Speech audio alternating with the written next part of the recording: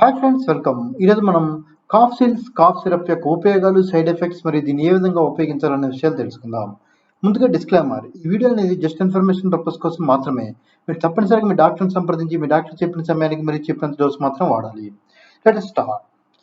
Cough సిరప్ని Cipla health limited అనే company తయారు చేస్తుంది. మరి దీని ఎంఆర్పి మనకి 100 ml గాను ₹82. ఇప్పుడు కాఫ్ సిరప్ యొక్క ఉపయోగాలు తెలుసుకుందాం. దీన్ని ప్రధానంగా దగ్గును తగ్గించడానికి ఉపయోగిస్తారు. అంతేకాకుండా ఈ కాఫ్ సిరప్ అనేది ఒక యాంటీ అలర్జిక్ మందు. దీనిని జలుబు, ముక్కు కారటం, కళ్ళ నుండి నీరు కారటం, ముక్కు పట్టేయడం లాంటి లక్షణాలు తగ్గించడానికి కూడా ఉపయోగిస్తారు. ఇది ప్రధానంగా మనకి దగ్గు లేదా జలుబు చేసినప్పుడు మ్యూకస్, మన చీమిడిని పలుచగా చేసి మరియు మన చీమిడి అంటుకోకుండా బయటికి ఈజీగా వచ్చే విధంగా చేస్తుంది. ఇప్పుడు మనం ఈ కాఫ్ సిరప్లో అసలు ఏముంటాయి, అదేవిధంగా ఇది ఏ విధంగా పనిచేస్తుంది అనే విషయాలు తెలుసుకుందాం. దీనివల్ల మీకు ఈ సిరప్ పై కొంత అవగాహన వస్తుంది. మనకి ఈ కాఫ్ సిరప్లో ప్రధానంగా 3 ఔషధాలు ఉంటాయి. ఇందులో మొదటిది డైఫెన్హైడ్రమిన్. ఇది యాంటీ అలర్జిక్ మందు. ఇది మనకి తుమ్ములు, ముక్కు కారడం, కళ్ళ నుండి నీళ్లు కారడం లాంటి లక్షణాలు తగ్గించడంలో ప్రధానంగా ఉపయోగపడుతుంది.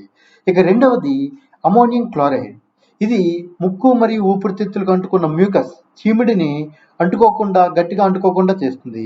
దీనివల్ల మీకు ఇది చాలా ఈజీగా బయటికి రావడానికి ఉపయోగపడుతుంది.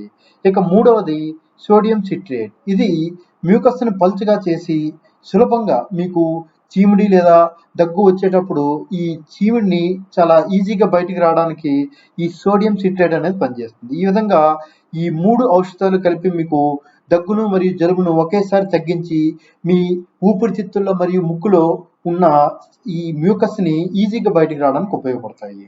ఇప్పుడు మనం కాఫ్ సిరప్ యొక్క సైడ్ ఎఫెక్ట్స్ గురించి తెలుసుకుందాం. దీనివల్ల ప్రధానంగా నిద్రమత్తు, మైకము, పొత్తికడుపు నొప్పి, వికారము, అదేవిధంగా వాంతులు లాంటి లక్షణాలు కనిపిస్తాయి.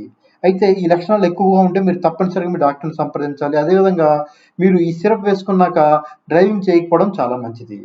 ఇప్పుడు కాఫ్ సిరప్ని ఏ విధంగా ఉపయోగించాలనే విషయాలు తెలుసుకుందాం. దీన్ని మీ డాక్టర్ చెప్పినంత డోసు మరియు చెప్పినంత సమయానికి మాత్రమే వాడాలి. అదేవిధంగా దీన్ని ప్రతిరోజు ఒకే సమయానికి వాడితే మీకు మంచి ఫలితం ఉంటుంది. అదేవిధంగా దీన్ని యూజ్ చేసే ముందు బాగా షేక్ చేసి అప్పుడు వాడాలి. అదేవిధంగా దీన్ని డైరెక్ట్ సన్లైట్లో ఉంచకూడదు. Only just cool and dry ప్లేస్లో మాత్రం ఉంచాలి. డైరెక్ట్ సన్లైట్లో ఉంచకూడదు.